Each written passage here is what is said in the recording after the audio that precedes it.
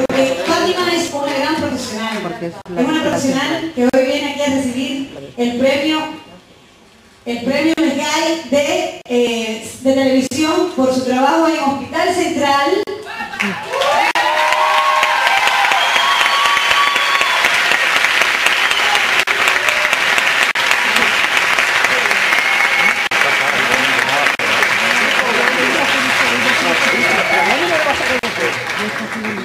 Bueno, no ha venido Patricia Vico, que me ha causado una gran conmoción, pero está de viaje. Ah, la otra, la compañera.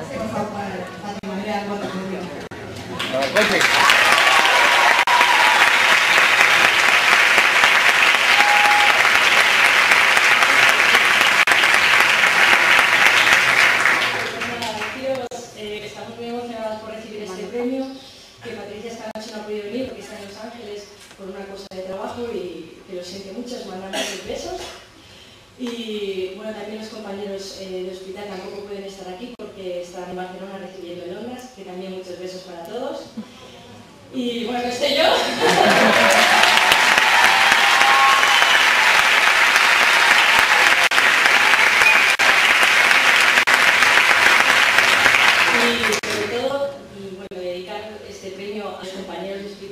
Al equipo de guión, que han sido los mejores, que sin ellos no estaríamos aquí, a mis padres que han venido.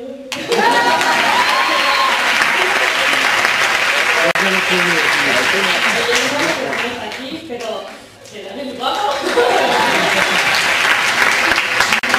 todo este es un premio para todas vosotras y para todos vosotros, porque nos estáis ayudando un montón. Sin vuestra ayuda y sin vuestro cariño esto no sería posible.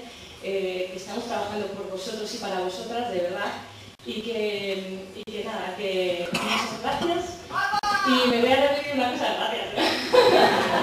que nada, que este premio es para todos los que están luchando y estamos luchando por normalizar algo tan normal como es quererse. Lo digo siempre, pero es que es así, es normal quererse y nada, para